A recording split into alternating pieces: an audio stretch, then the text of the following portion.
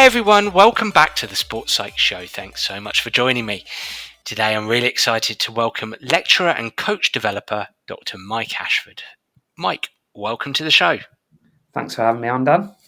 Really excited to have you on. It's been some time coming. We've been trying to get this arranged for a bit of time. Why don't we get you introducing yourself to the Sports Psych Show audience to begin with? Of course. So thanks for the kind introduction. My name is Dr. Michael Ashford. I'm a lecturer at Coventry University in sports coaching and a coach developer for Grey Matters UK.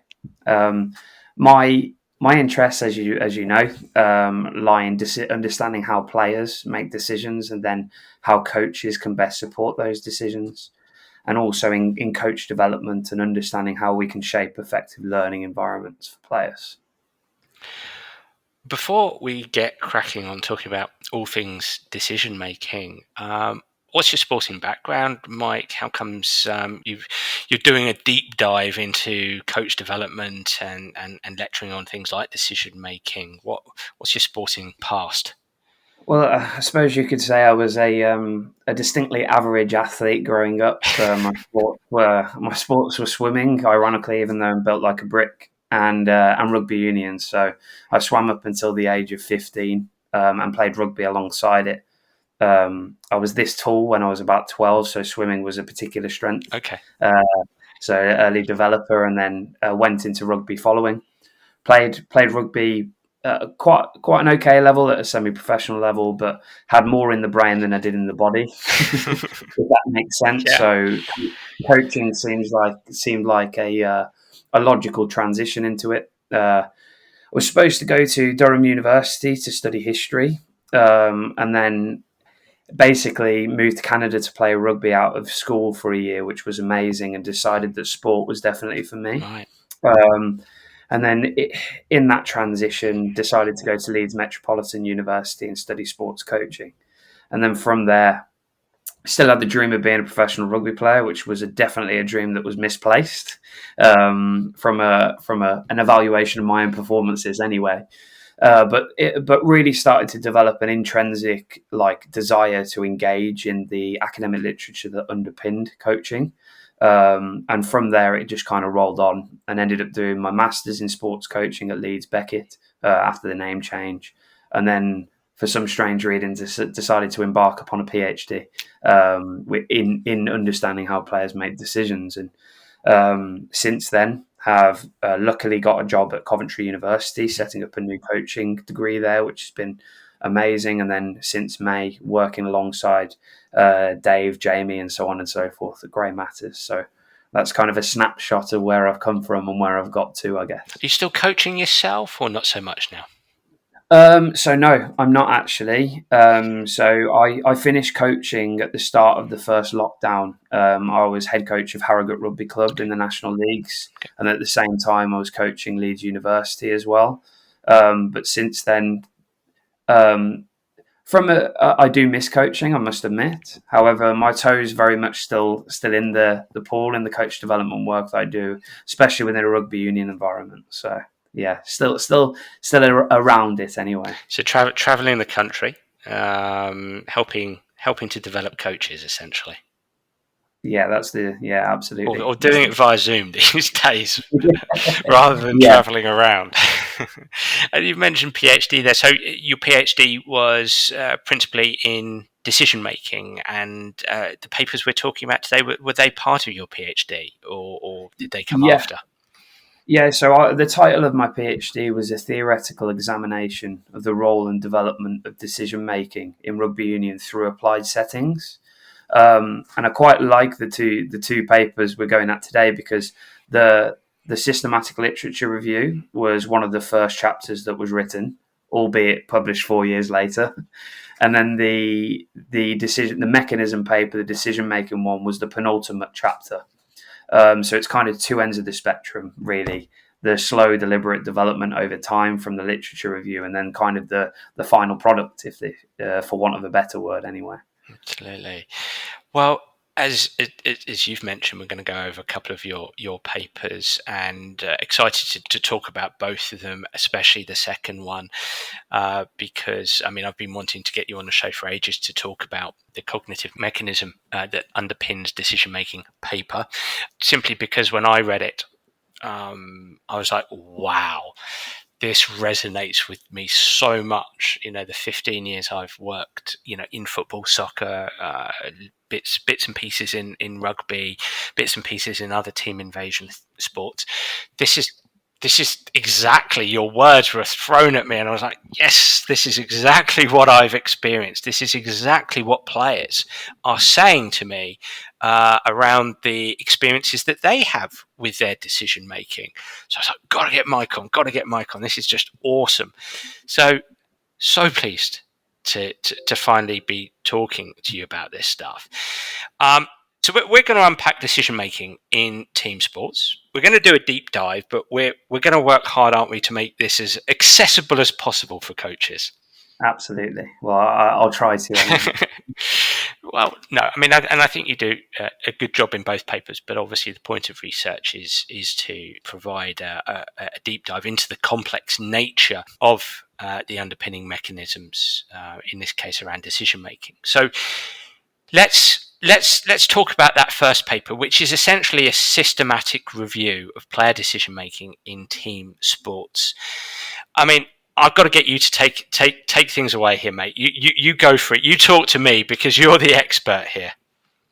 Well, I think the reason why I think it's probably important to start with this paper is it's kind of my starting place around where I've really taken this research and these ideas, because I came at this from being a curious coach. Right, okay, really like the idea of decision making, understanding how players make decisions. And therefore, I really wanted to find out, well, what are the different perspectives around this? What's the evidence that underpins this? And I guess being in a much more privileged place where I am now than I was at the start of my PhD, from a pragmatic point of view, is to go, well, irregardless of the different perspectives that exist in this sphere, what's the evidence? Where does the evidence exist? And what does that mean for coaches and coaching?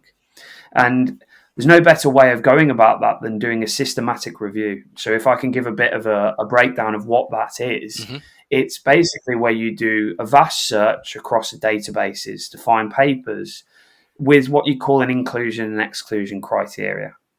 And so as you can see from the title, the aim was to go, right, look at papers within team invasion sports that collect empirical data, so original empirical data. So that might be through lab-based studies, that might be through verbalization studies, through interviews. However, whoever's written the paper is engaged in collecting original empirical data on that. And then from that, we can start to shape some ideas and start to consider, what does this actually mean?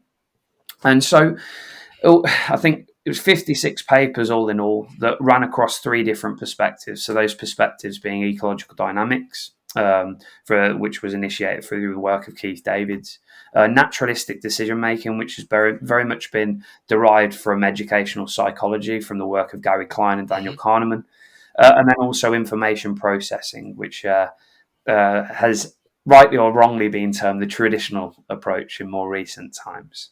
But irregardless of those perspectives, the reason why I wanted to dive into this is to really consider the methods that have been used throughout this. And what I started to realize across the 56 papers is that methodology, so the view of the world that's been taken in each of those papers, has seemed to have driven the method.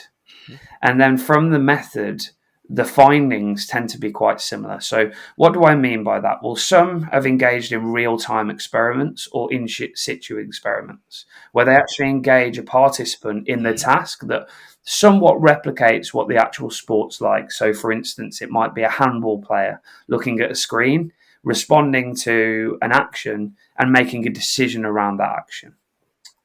Additionally to that, we have a posteriori, if I can get that word out, assessment of the decision-making process.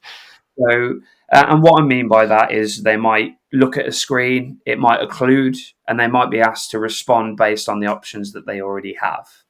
Okay, so they collect data around the responses, and previous to that assessment, there might be some criteria of success of what the correct decision was. And then finally, we have verbalization methods. So where we ask players to verbalize how they came to a decision.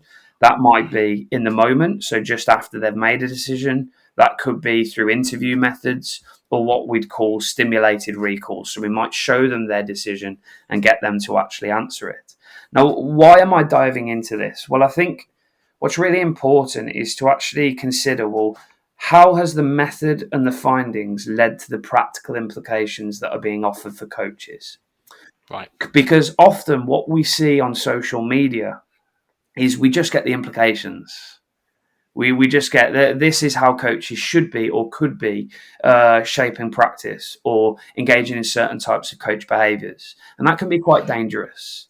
And the reason why I want to say that is because what I've noticed from a lot of the papers is that they're only engaged in one of those three types of methods. And these methods aren't an accurate depiction of what decision making is as a concept. They are measures by proxy. So they are ways for us as researchers to make sense of how players make decisions in competitive environments. That's all they are. That's all they ever can be. And we're never going to have a complete answer, but what we can do is shape methods that perhaps provide a more valid answer. So people who listen to this or people who know of me will know that I come at these problems from a pragmatic point of view. And what I mean by that is we're exploring findings and evidence that what works in the realities of a coaching environment. So for me as a coach, I'll look at a piece of evidence and go, will that work for me and where will it work and why? And so from a pragmatic point of view, Jenkins would offer this idea of transferability. And transferability being, right, I'm investigating a 2 versus 1 experiment in rugby union. Okay, so I'm looking at the decisions being made in that 2 versus 1. And then I might change the dimensions of that task. So I might make the space bigger. I might vary starting distances. And what I've noticed in this systematic review is that people have taken these decontextualized ideas, so these decontextualized methods, but then from the findings offered general blanket implications for how coaches in rugby union might then take that. So this is the way you should coach all areas of the game. Now, Jenkins would suggest that that's an incorrect way of doing things. If we're going to abide by the idea of transferability, then we need to adopt a similar experiment in other areas of the game to offer those implications.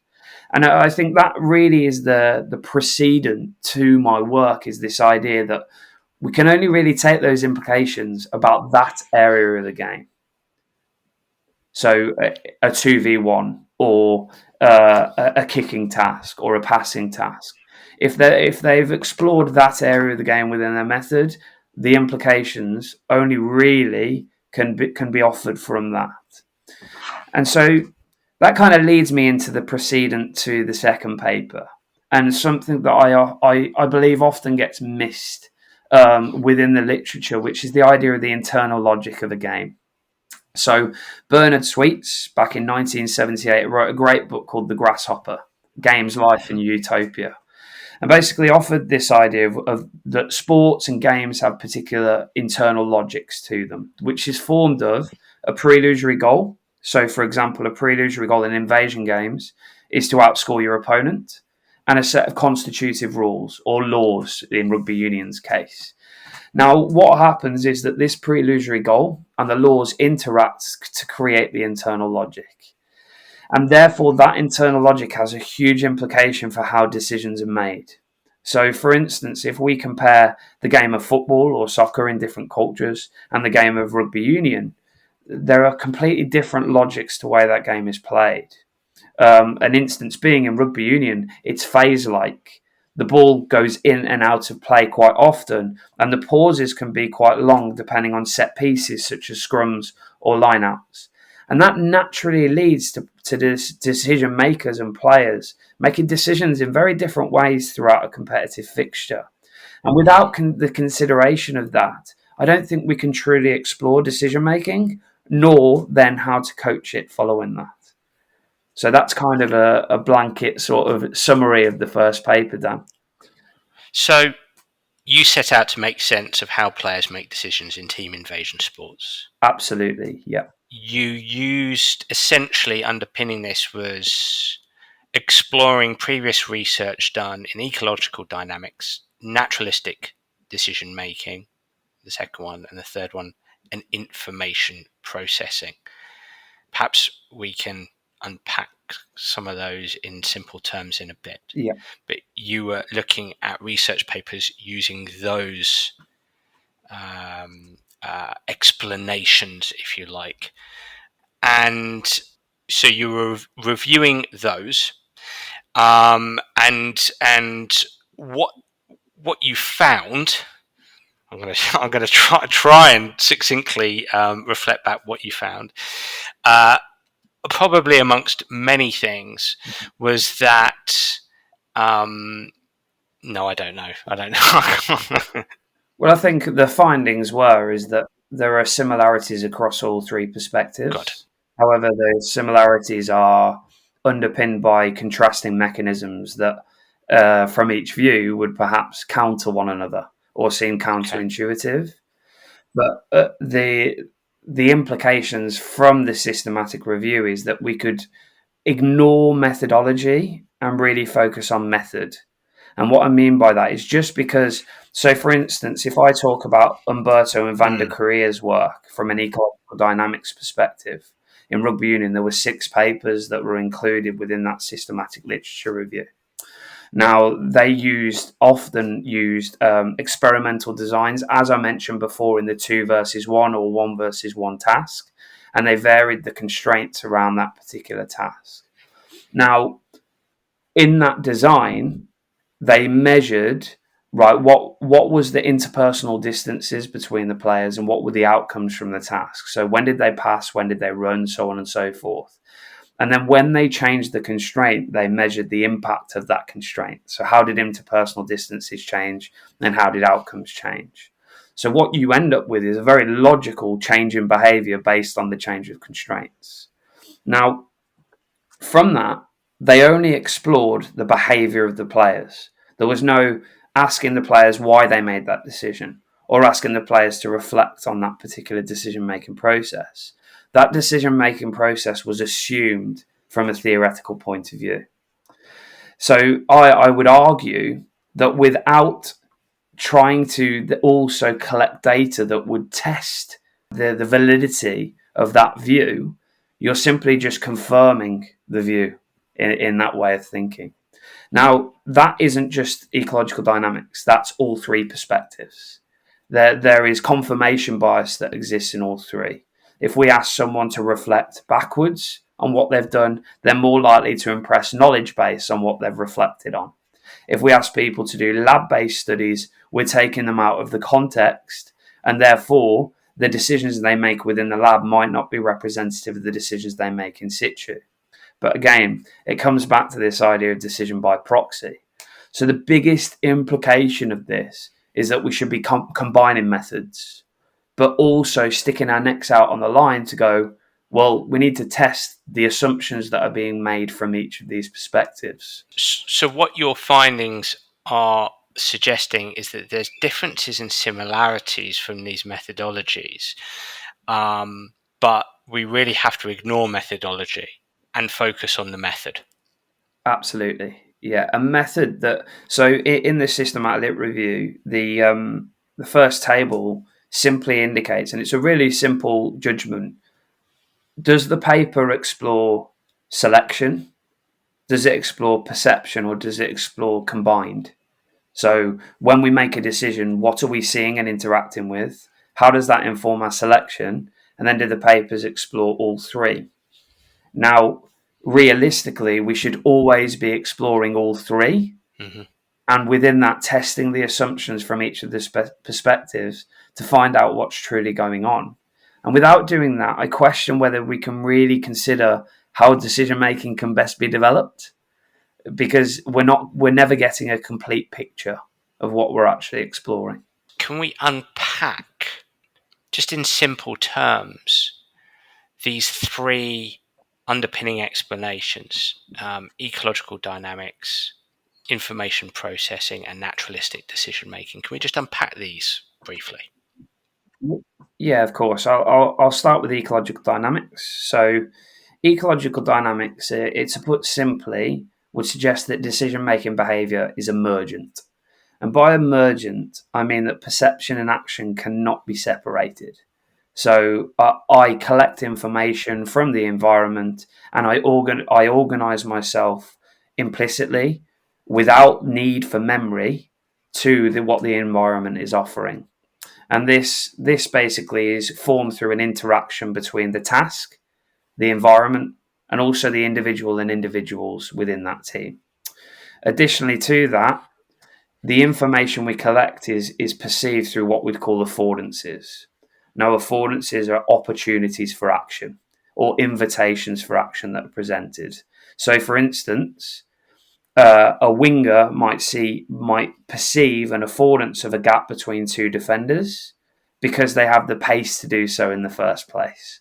However, a prop might not see that gap as they don't have the pace. So, in other words, affordances and invitations for action are directly intertwined with a person's action capabilities, which is made up of their technical and physical capability to act on the invitation in the first place. A nice summary statement for this would be from the realms of ecological psychology: perceive to move and move to perceive. One doesn't come first; they happen collectively at the same time. Now, as a complete contrast to that, information processing would suggest that decision making is formed over time through the development of internal mental representations that are based on memory. So, over time, our interactions with the environment build up within our brain, within our central executive, and allow us then to interact with information because we might have seen it before, and then also come up with typical responses to that based on what's happened previously in experience. So one ignores mental representations, the other prioritizes mental representations within the decision making process. And then finally, naturalistic decision making, as I said earlier, is very much from the school of Gary Klein's work in Yes. education psychology, Yep. so on and so forth, and behavioural psychology. Which we've spoken about briefly on the Sports Site show, Dan Peterson and Len Zajkowski's books, which cover it a little bit. I guess I'd argue that naturalistic decision making falls centre. However, it still very much advocates mental representations and internal memory within the decision making process. And it basically suggests that we have three levels of a decision. The first being a simple match. So I perceive something, and if I perceive that to be typical, I tend to have a typical response. I provide a simple match between what I've seen and what I do because it's so obvious to me. However, we know that information in team sports isn't always obvious. So, therefore, we have a second level, which is when information isn't atypical, when it's like, oh, I don't really get that, I don't really recognize that. We then have to diagnose the information. But that diagnosis still happens in a rapid process. So we use memory to go, right, okay, that seems a bit strange. No, I've got it. That's my next decision. Now, the final level is what we call the process of evaluation. Okay, so this is when the information is typical, however, the consequences are extremely high. So the consequences of that decision making process are extremely high. And we also have time in order to process and consider. Now, this is where a person would think of an option, go through a process of mental rehearsal and stimulation to consider whether that option would work, and then either continue with the option or change it and go through another process of mental simulation. So, in other words, the information that's being offered and the memory that exists for the person and the experiences that have been built up over time would indicate what type of decision is made. So, in very simple terms, and come back at me if I'm misunderstanding this, we've got three explanations of decision making. This term ecological dynamics suggests, in very simple terms, something like direct perception. that we don't in our brain house any kind of representation of the outside world. We essentially just, all the information is in the outside world, and we just act on that information. Opposed to that is information processing, and we're making decisions based on, in essence, the information we house in our brain that is represented in the neuronal pathways in our brain. And then you've got a kind of a middle ground, which still orients itself towards, hey, we've got some representations here. We house information about the outside world in our mind. So we're making decisions based on that. But sometimes if we've got a very familiar situation, a situation that we know really well, we'll make phenomenally quick decisions because we don't need to lean on those representations. We can just kind of see and do. Would I broadly be getting this correct? Absolutely, yeah, spot on. I guess you sparked something in me. I guess when we talk about direct perception, I spoke about the interaction between perception of affordances and action capabilities before. I think it's probably important to touch on the idea of perceptual attunement and calibration. Yeah.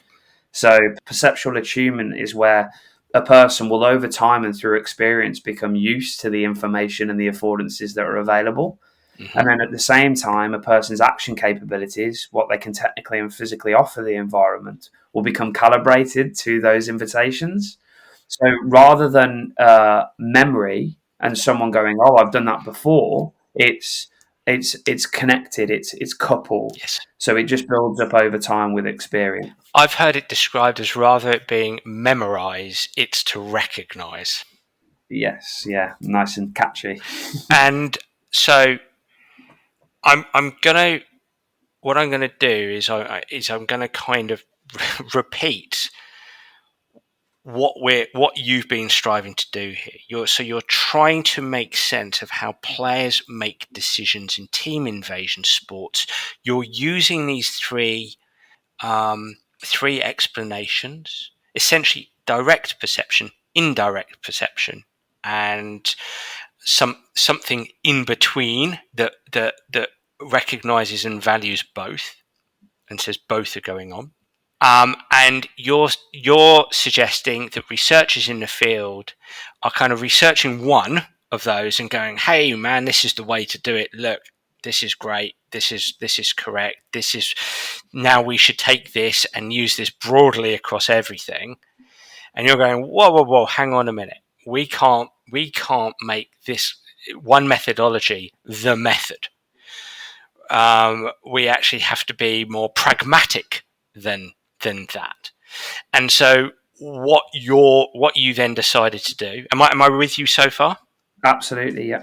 And so what you decided to do was, therefore this leads to your second paper, which is, okay, I'm going to go away and kind of try to combine these, study the decision making of players and try to combine these, intellectualize, articulate these together. Am I correct in saying that? Yes, absolutely. It was an aim to go to, basically the aim was to follow the implications that were offered from the systematic literature review. Yeah. Okay. Which is combine methods and stick my own neck out on the line and go, like, what's actually going on here? Yeah.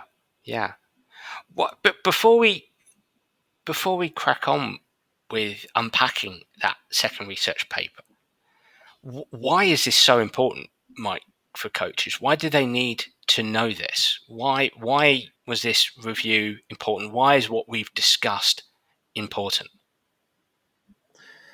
Well, I feel as though one of the dangers of not actually investigating or exploring the whole picture is that in order to develop something, we need to understand it. Yeah. So we need to understand the mechanisms that exist within that, what works and why. And then we can become better placed to go, well, if that's how it works, we can support its development in this way.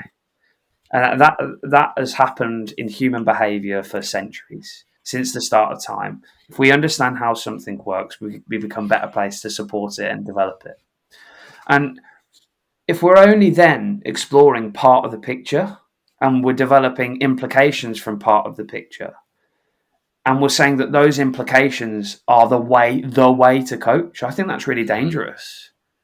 Because it's like if we liken it to the normal walks of life and liken it to a criminal case, you're pretty much prioritizing particular evidence over the full evidence in order to come to an informed decision.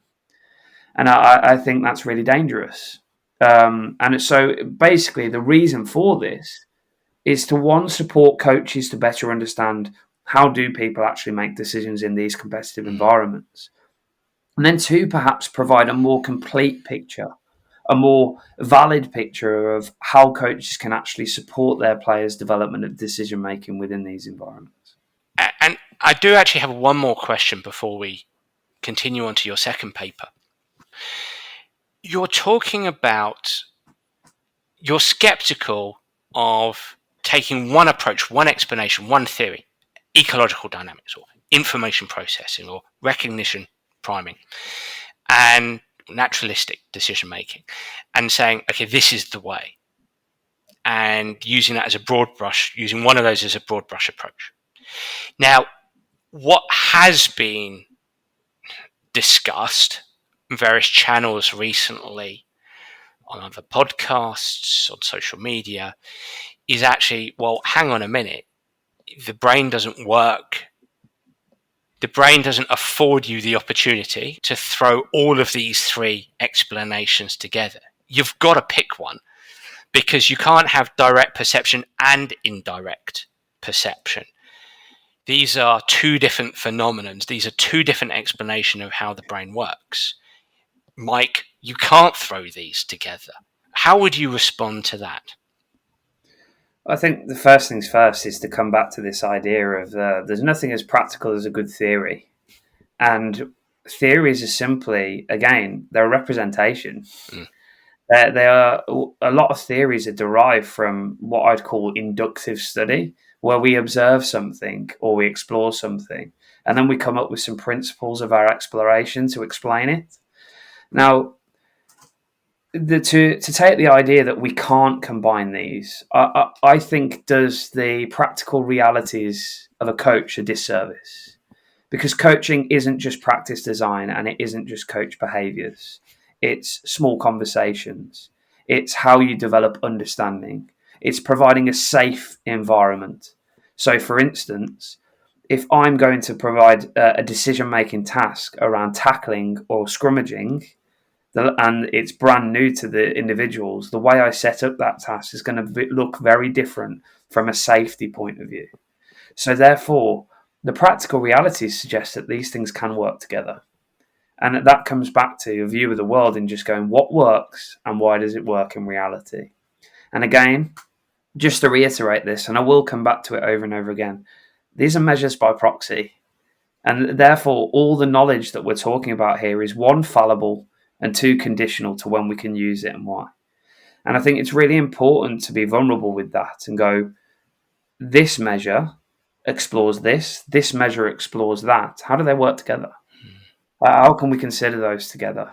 So my actual answer is I believe they can work together simply through the practical realities of what a coach faces in a day-to-day environment. Okay, so talking about practical realities, you started to explore those practical realities in your second paper. So why don't you begin at the beginning here? Why don't you introduce us to this paper that followed your systematic review, and we can unpack it a little bit. Yeah, of course. I mean, I guess I'll start with the purpose of the paper. So, following the systematic review, I took the areas of similarity between the three perspectives and came up with what I termed a unified framework for decision making in team invasion sports. And this unified framework was basically built of the, as I said before, the similarities. So at the center, we had the game. So the game, as I said before, is built from the rules and the pre-illusory goal. Yep. And that game gives light to what we'd call information. Yep. And in order to make a decision, a player has to perceive some information. Okay, they have to interact with that information. And that can be haptic through feel, that can be visual, and it can be auditory through listening to one another. Mm-hmm. And that would connect to all three of the perspectives, because information processing and recognition prime decision making from a naturalistic point of view will talk about cues of an anticipatory nature, a predictive nature. They might be salient and global, or they might be refined. And similarly, ecological dynamics would talk about the perception of affordances, perceptual attunement to those affordances. So all of those decision-making processes are actuated by perception of information. Now, in order to perceive that information, the players, and I say players with an S on the end, have to have an individual and collective capability to act on it in order to make the decision.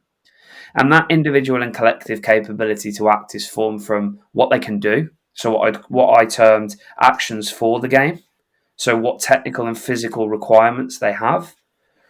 Then knowledge of the game. So their understanding of the laws, what's legal, what's appropriate in different areas of the game. Their understanding of how their team sets up to play and what that means for them in terms of their role and responsibility. And then their knowledge in the game. What's occurring here? How are my opponents setting up against me? How is that presented in the information I'm receiving? And those three things interact to create this individual and collective capability to act. So that second circle is the player. The final circle then is the coach.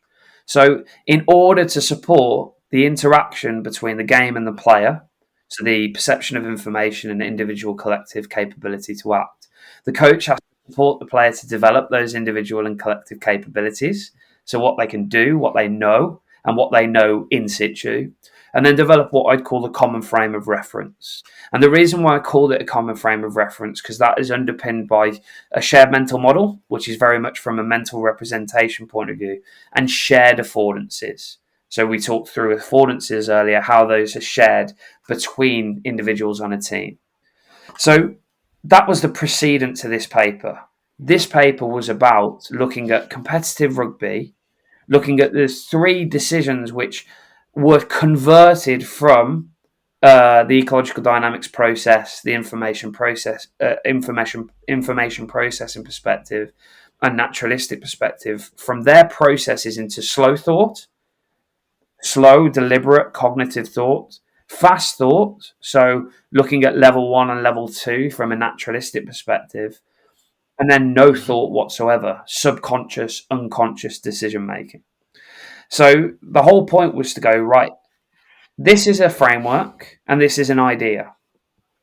These are the three processes that underpin this framework, and these are the points of difference. Let's test this idea with players around what they've done. And really, as I said earlier, put the neck out on the line to go, well, they might all say no thought. They might all say fast thought. They might all say no, slow thought. And so basically, that led into the design of this project. And the design was, right, we're going to film players over 2 games. And those players are going to be from a professional environment and from a university environment.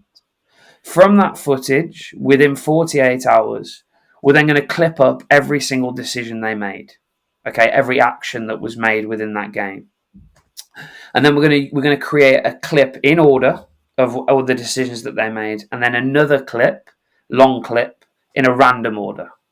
Okay, so then from those videos, I invite the players in within a 48-hour window, and there's 3 processes to the interview. The first is, from your recollection without any stimulus, can you tell me about the decisions and actions you made within that environment? So they go through that process. And the second part was, okay, I want you to watch through the decisions and actions in the order in which they occurred. And I want you to classify them in your choice as slow thought, fast thoughts, or no thought. And then finally, the third process was to go through the random ordered videos. So in a different order, reclassify them. Okay, so reclassify them as 1, 2, or 3, and then engage in what I'd call stimulated recall, a self-confrontation interview. So now you classified it in that way. Tell me what you went through. Talk me through the decision-making process. What were you seeing? What were your options? So on and so forth. So to really elicit that experience for the player. And so from that, then, not only could we analyze the recall data, we could look at the validity between the ordered video and their classifications and the random video and their classifications, and also look at trends between the frequency of slow, fast, and no thought. And we could also test the validity of their unstimulated recall against what they recalled later on. So in other words, we were testing the fallibility of the method that we went at. So that's kind of a summary of the purpose of the study in the first place. So what did you discover? Well, I'll go in the same process, I guess. So I'll start with the unstimulated recall. Yep. Now, perhaps the most interesting finding for me was the unstimulated recall was later coded. And the way we coded that information was using the unified framework. Now, what was fascinating was the majority of decisions, pretty much all the decisions that were highlighted and then later coded in the following two steps of the process, were all either fast thought or slow thought classifications. No thought classifications. So in other words, when they highlighted that they were thoughtful in their decision-making process and engaged in memory, they were more likely to recall it without stimulation, which is really logical to me because it shows that if they were using memory, it's more likely they'll remember it. So that's the starting place. Following that, we then looked at the 5 areas of the unified framework in the responses to slow thought, fast thought, no thought. Okay, now from a no thought point of view, actions for the game and perception of information were what were coded most frequently. Okay, so in other words, that lends itself to this idea that what you can do indicates what you can see. Okay. So this refined connection between the two. However, this was preceded often by this almost like I knew what I had to do to satisfy the situation, this intention element. Then when we moved into the fast thought ideas, and I found this really interesting, it's really important this. In the no thought classifications, there were no reference to knowledge of the game or knowledge in the game. Okay. So there was no reference to tactics. There was no reference to. It was very much intuitive. This was the situation. Yeah, this is how I had to satisfy that situation. Okay. Then, from a fast thought point of view, it gets really interesting because a lot of knowledge in the game was highlighted, and that knowledge in the game tended to align itself to a common frame of reference. Okay, so what I mean by that is that players tended to form expectations through situational probability. They tended to look at a situation and go, right, okay, what's the best response here? How can we break it down? But those expectations were largely unmet in these situations. So it might have been, right, I'm waiting to receive the ball. I think I'm going to receive the ball, and that's where I want to get to. This is what I intend to do. However, at the last minute, it changed. So they didn't receive the ball. And then it became about taking the first option. So what's the first thing I need to do in order to satisfy this situation? So a good example is I'm a supporting player who's supporting a ball carrier. I thought I was going to get the ball. He got the ball. Okay, now I need to support him and just make sure that ball gets recycled back to our own team. So just a real simple example of, right, fast. I've got to quickly diagnose that situation and respond and satisfy it. Now, what we also found was that that element of satisfying was more evident in the university players than it was in the professional players. So the professional players were much better prepared satisfying the situation than the university players, which again is quite logical. Yes. Experience, level of performance, so on and so forth. Which promotes the notion of the role of memory? Yes, absolutely. So because what you're finding is there's an interaction between the tactics and strategy that they set out, what they intended, and then what occurred, but they used memory in order to satisfy the situation. Yeah. Does that make some sense? Yeah, and long-term memory from experiences, a decade of experience, right? Absolutely. Yeah, and that being built up over time, and I think it might be quite nice here to use a great quote by de Groot, who de Groot back in the 1950s did his thesis around chess players and situational probability and pattern recognition, and he came up with a pithy phrase, which was "What you know determines what you see." Yes. And I think that's a real nice example here of knowledge coming to the fore of this is what I intended and the knowledge base that underpin that, but then this is how I now satisfy it. Now the situation has changed. So if you take the Groot's quote of "What I know is what I see," and you combine that with actions for, as you mentioned earlier, what I can do is what I see as well. Maybe you can combine those two that work together. Yeah, absolutely. But I'd probably say that knowledge is much more implicit. Okay. It's unconscious Yes. Okay. in those moments. Gotcha. So Uh, it's not something you're consciously thinking about. It's something that's being driven unconsciously to impact decision making. yeah, absolutely. And I guess what I was going to do was offer a summary of Please, yeah. the no thought, slow thought, fast thought data, Yeah. and then kind of dig a little bit deeper under each of the themes that underpin that. Let's do that. The other element of the fast thought was the role of contextual priors. Okay, and what I mean by contextual priors is players collect data as they play. They constantly make sense of what is going on in front of them Yeah. in order to feed forward to future decision making processes. And they collect this data through what we'd call dynamic and static contextual priors. So this might include the scoreboard. It might include referees' decisions in particular areas of the game, such as the scrummage, such as the line out. It might include, in their particular position and role and responsibility, how duels have gone against their opponent. So a winger who tries to go on the outside of their opponent and then realizes that they've got pace on them. And that then indicates what that decision might look like and feel like in future actions. And that in a lot of the fast thought decisions that engage people in knowledge in the game, we ended up with a lot of contextual priors being highlighted. So a good example might be you're receiving the ball from an outside ruck. A winger is communicating that the defensive line is really narrow. That then gives, so they're feeding that contextual prior and feeding that information in. I have an opportunity here. I can clearly see this from memory. This is an opportunity for me to gain some space. So contextual priors were really clear throughout the data. And I guess lastly, I'll touch on slow thought. So the slow thought decisions. Now, slow thought decisions vastly were underpinned by knowledge of the game. And what I mean by knowledge of the game is I'll refer to Anderson's work in the 1980s around types of knowledge. So Anderson would suggest that we have two types of knowledge. The first being procedural, which is what I do and how I do it.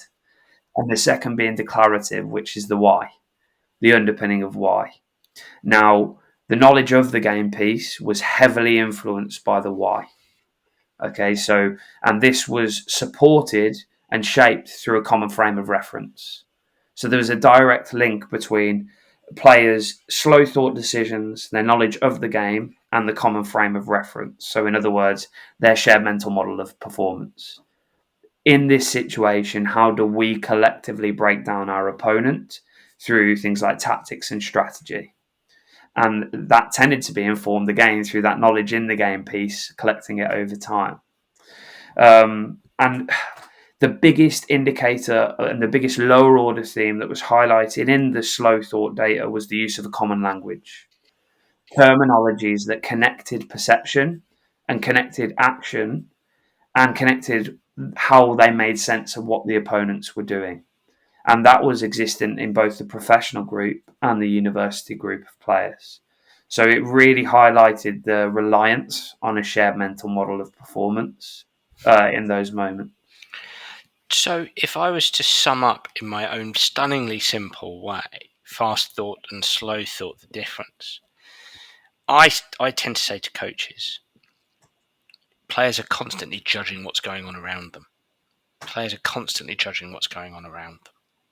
And I think that's so important for coaches to know. And I'm kind of pleased that we're talking about this topic, because I think that we can tend to be quite socialized into this notion of, well, just do. Players should be just doing it. That Nike slogan of just do it. But I'm convinced that the way the brain is designed, it's kind of constantly forcing players to judge what's going on around them.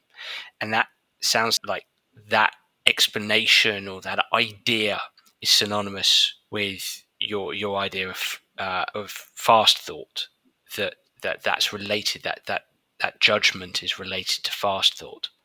And with slow thought, it's really related to players knowing and understanding the challenges that they've got around the opposition, around the logic of the game, and that's influencing slow thought. Would I be more or less correct in saying that? Yeah, absolutely. I think the key way to distinguish between the two for me would be, one is what we intend to do. Our intentions are clear, and therefore we just act them out. So, for example, a line out, we walk in, we have a menu of options. The defence show us a picture. We commit to this option based on that picture. That's slow, based on a shared mental model. However, when that picture changes, so if the defence show a picture we might not have anticipated, we have to rely on fast thought. So one is when we can commit to what we intended and our situational probability is met. The other is when something has to change. And I think that's a real nice distinguished area to kind of go fast thought, slow thought. So if I take a soccer example, a team might have a set piece pre-planned. So there's a degree of slow thought there, and the opposition are having to engage in fast thought in order to detect what the opposition are doing and then to deal with what the opposition are doing. So there's a kind of a dichotomy whereby one team might be engaging, and I know we're generalizing here and drawing a broad brush. I'm drawing broad brush statements over your research here, but one team will be by and large engaging in slow thought because they are executing what they've been working on and having a shared mental model around this set piece, whereas the opposition are having to think on their feet. They're having to think quickly in order to mark space, mark the player. There's a lot of fast thought going on there. Am I getting that dichotomy correct there? Absolutely, yeah. And I think what's really nice as well, then I'll touch on two key areas after this, but as that set piece in football might play out, there might be an element of no thought as well, where a player goes up to head the ball both offensively and defensively. So it's almost hierarchical. We have our intentions, we have our shared mental model, we have what we intend. We have that playing out through some fast thought decisions, and then all of a sudden we have that subconscious, unconscious decision to complete the phase of play. So it's almost like bam, bam, bam, and I think that's a really nice example there, Dan. As you're speaking, Mike, I'm trying to intellectualize this in my own mind. So the team who is taking the free kick, who's engaging in the set play, the ball is delivered in, let's say, into the penalty area. And would it be, let's say, one of the strikers is making a run, making a move, engaging in a degree of slow thought because it's the move that's been pre-planned. And then notices that the ball is kind of deviating perhaps from where he or she may have seen it in training. So it's not quite a perfect free kick. So there's an element of fast thought going on. So knowledge in the game based on what's changing around them, and manages, let's say, to get his or her head on the ball. And it's a reasonable header. It rebounds off the post, and then another player kind of sees the rebound and then just intuitively sticks a leg out and the ball rebounds off that player's foot into the goal, it's a goal. That's kind of no thought going on there, because you're intuitively seeing the ball come off the post, bang, put your leg out intuitively, it's a goal. So there's a mix of slow, fast, and no thought going on at that given, in that set piece at that given time. Absolutely, yeah, and I think that comes back to your earlier question, which is these things can't work together. That's been the argument thrown out. Well, the evidence suggests otherwise, is that they're happening together all the time. You've got this top down and bottom up that seem to be meeting in the middle of performance. Well, whether it's 11 players on the pitch for a team, or let me say 22 players or 30 players in a rugby game, there must be a complex cocktail of slow and fast thought and no thought going on at every given stage of the game. Yeah, absolutely. And I mean, if I give context from this particular paper, there are 1,896 actions and decisions that were analysed, and they were analysed twice. So from the ordered video and the random video, and from a validity point of view, the players, we were at a 91% reliability rate, which is extremely high. What does that mean? So for when they classified the video in the first round, 91% of the time, all players classified it the same on the second round in the random order.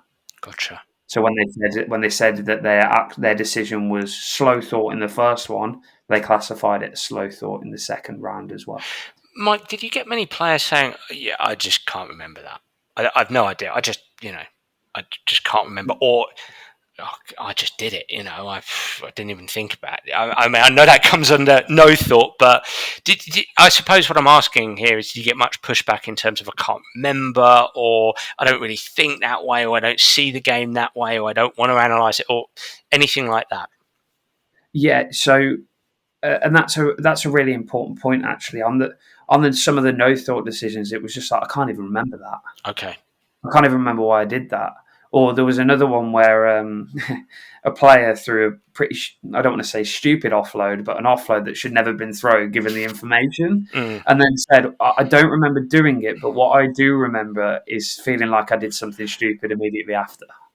So this idea that it's like conscious memory came to the fore after the decision had been made. Yeah. And I think that's why this data can be really powerful, because we start to see trends in the game. So certain trends lended themselves to particular areas of the game. So the scrum and the line out were really conscious, based on memory, based on shared mental models. However, when players were making decisions when the game was away from them, it was also really slow and conscious. However, when the game came to them, the ball in the general vicinity, it sped up. It became quicker. It became no thought. So it's almost these decisions and these types of decisions are being driven by the internal logic of the game in the first place. Yeah. And so if I can give an example of this, I think to touch on the theme of perception of information is really important here, and the role of time. So if I refer to some work by Andre Roker and colleagues in 2011 and 2013, they looked at different situations in football and used eye tracking. And what they found is that perception and the way players perceived in terms of the fixation, so what their eyes fixated on, and the durations they fixated on, changed when the situation in the game changed. So say there were a back four and they were looking at particular information, that would change from when they were just in open play to when they were in a set piece. So therefore, perception becomes task dependent. Now, we found something very similar from a rugby union perspective. So players would talk about global information, seeing a still frame as a picture of the defensive line when the ball was away from them. So what are they showing us, and what does that mean for us? Okay. And that tended to coincide when players had a lot of time available. Okay. However, as that time decreased, they focused much more on discrete pieces of information. The gap between two defenders, the hip positions, turned in or turned out, foot positions. Okay, so as time decreased, it became much more local, much more dual based of 1v1. So again, it gives this idea that perception was very much task dependent. It's interesting, Mike, as you're speaking, that there's lots of things going through my mind. You mentioned contextual pride earlier, and with relation to that and what you've just said there, it's making me think of the conversation I had with Dr. Oliver Runswick and the work he's done on anticipation, and how, the state of the game influences anticipation. There's all kinds of contextual elements that are gonna influence anticipation. So essentially influence perception, what players are seeing. So some of the stuff you spoke about there, and when you mentioned contextual prize earlier, I would push the audience to listen to my conversation with Dr. Oliver Runswick there. I think that's relevant, and please come back at me there if you'd like to. But it also makes me think, Mike, of how, again, I think in team invasion sports, I'm going to come back to this Nike slogan of just do it, that your work really, and when you look at the raw data that's in your paper, and you look at all the comments made, the data that you've collected based on the comments made by the players, it just shows how much thinking goes on out there on the field, on the pitch, whether you describe it as between plays, or when the ball is at the other end of the pitch, or whether it's close by, as you say, that where the ball is might influence the nature of the thinking that's being experienced. But there's a lot of thinking, and I don't know if the word thinking is correct. There's a lot of cognition. There's consideration, there's judgment, there's perception, there's remembering from the past, there's thinking about the future, there's working out what's going on. There's so much going on. That's my perception of kind of what you're uncovering here. No question, mate. Just a thought, basically. Yeah, and I think something really resonated whilst you were saying there around the data. I recalled two instances, both from the professional team and from the university team, where players were talking about the idea of momentum, offensive and defensive momentum. Yeah. So when we talk about dynamic contextual priors, the referee can have a huge influence on whether you're risk averse or willing to take risks. So, for instance, in the university group of players, the referee had given a number of penalties at the breakdown area, so the contest against the player in question and their team. And therefore that had implications about common language that was used to the rest of the teams to say, we need to leave this alone now. And that was used in a very particular term. Okay, so therefore we're not going to take any risks in that area. We're going to become really risk averse. So that's a real nice example of using a contextual prior, a dynamic contextual prior, to then link to common language to hit home a shared mental model and collective decision making. And vice versa, you saw the same in the professional team. However, it was in their benefit. So they were getting penalties at the scrum area. Okay, which then led them, they were like, we've got some situational favourableness here. The referee's given us quite a lot, so therefore we're going to make the decision to absolutely target this area of the game. So we're going to go for it. Okay, so just these ideas of contextual priors, collecting information from the game and having an impact on the in-situ decision-making, the use of a shared mental model, so on and so forth. Look, it's my mind is blown, mate. And the one thing I want to say, I've got another question for you here, but before that, the one thing I want to say is that this comes back to when I first read this paper. It was a light bulb going off for me because, this again complex mix, this complex cocktail of thinking, perception, action, reaction, response, working out the game, all these things, all these cognitions that we're talking about. This is so in line with my experiences working with elite athletes in team invasion sports. The conversations I'm having, let's say, in medical departments, is that they're not just going out there and just doing. They're not just going out there and just playing. They're not going out there and they just have an external focus of attention and it stays there, and they're just looking around their environment and getting in information and acting on that information. Absolutely, they are doing that. But there is a lot of assessment, a lot of working out in their mind, a lot of thinking and cognition. So it really, really resonates with me. And that it's amazing about the brain that there's actually time to do that and still play. And granted, sometimes that stuff gets in the way of their action capabilities, of their capacity to compete. But it happens, and that's clearly a part of, and a crucial part of, decision making. So no question there, but a thought, and you might want to comment on that. But one thing I was thinking here is, this is just mind-blowing research, but is there any other research out there to support this? Is there anything similar? So throwing it all back at you there, Mike. Yeah, I mean, first things first, if I answer your second question first, there are 3 papers I'd guide people to read that have found very similar relationships between tactics, strategy, and collective decision making and individual decision making. The first is a paper by my colleagues Rosie and Dave Collins alongside Howie Carson, which is actually titled Muscular Collision Chess, which kind of, it's like Ron Seal, it does what it says on the tin.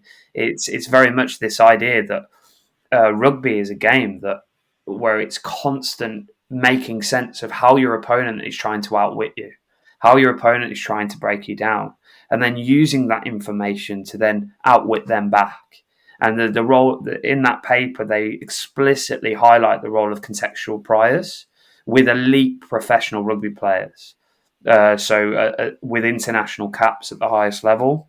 Similarly, David Johnston and Ben Morrison compared expert rugby league players from the NRL, so the highest level of rugby league on the planet, to what they'd call non-expert players within a similar professional setting.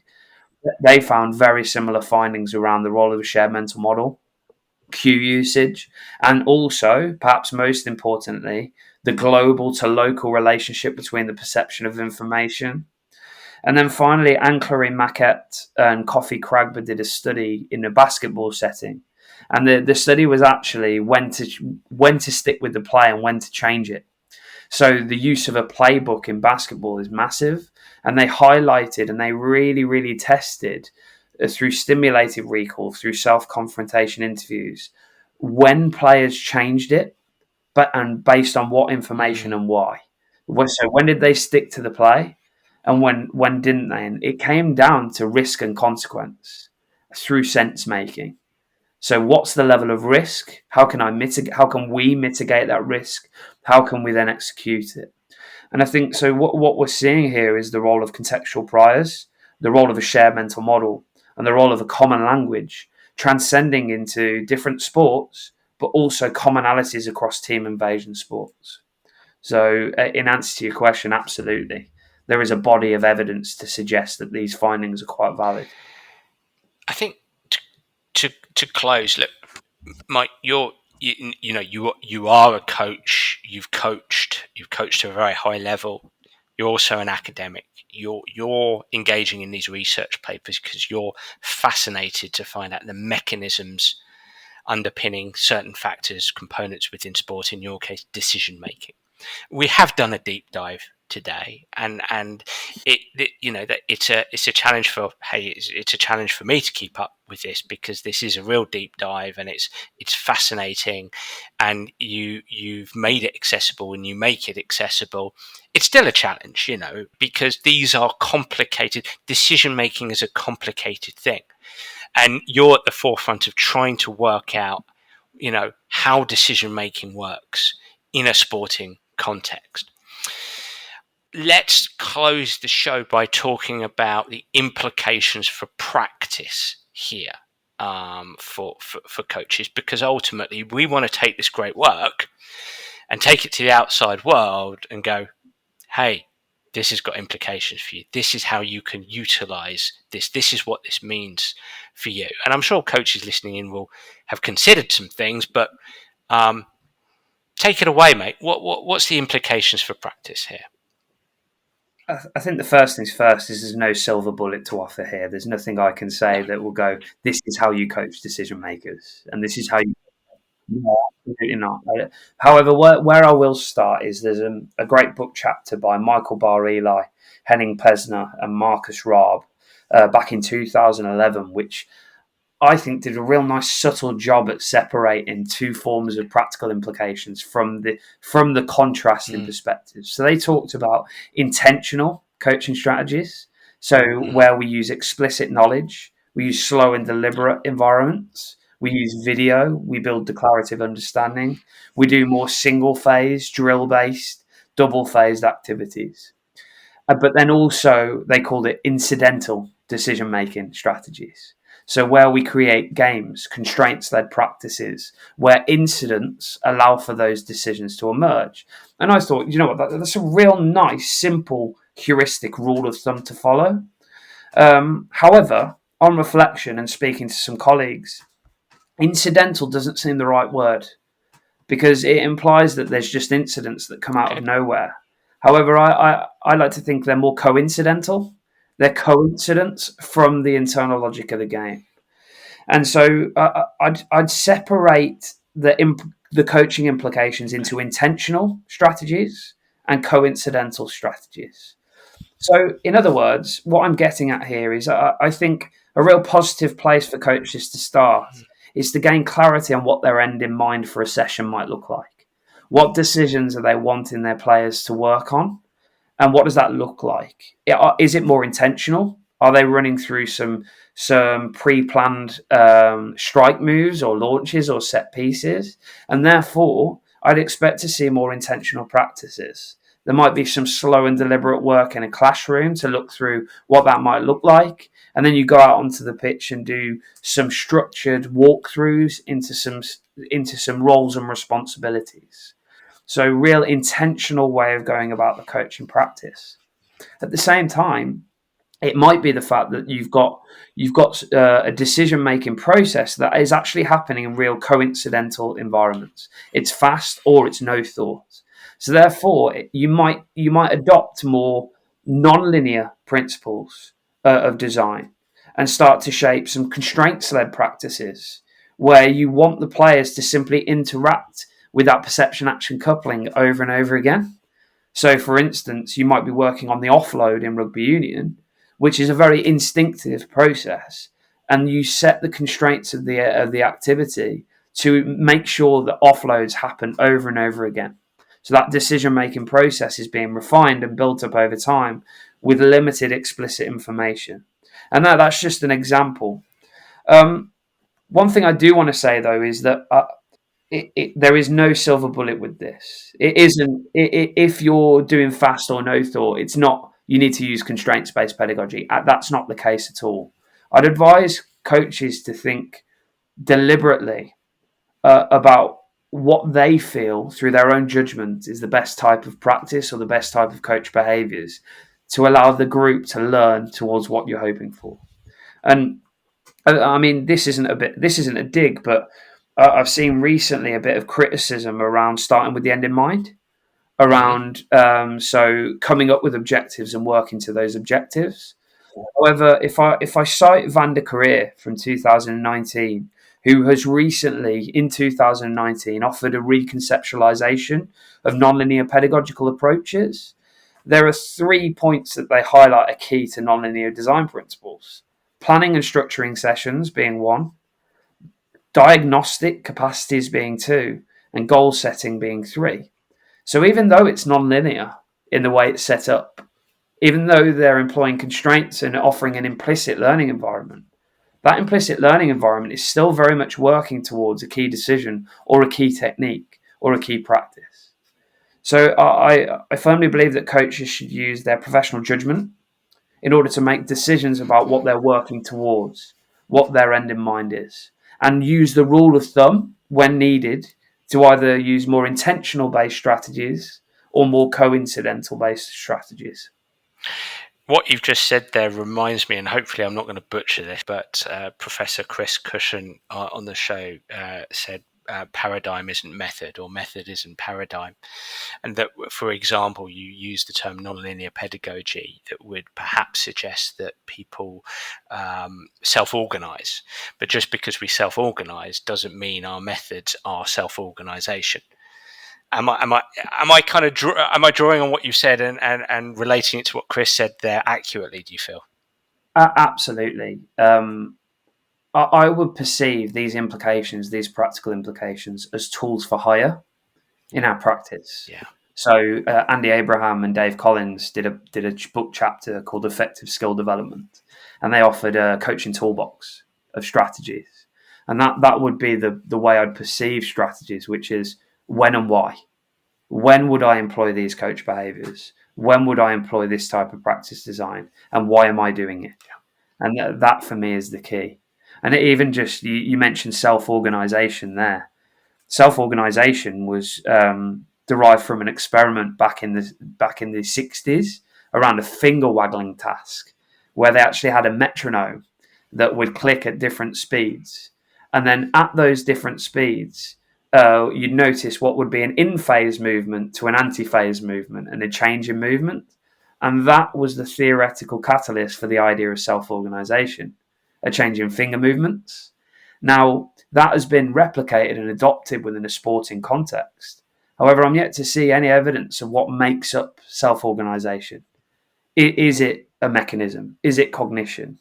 And I'd like to think that when players organize their behavior, that sometimes there is and sometimes there isn't. So again, I don't think we can hang our hat on any individual coaching strategy.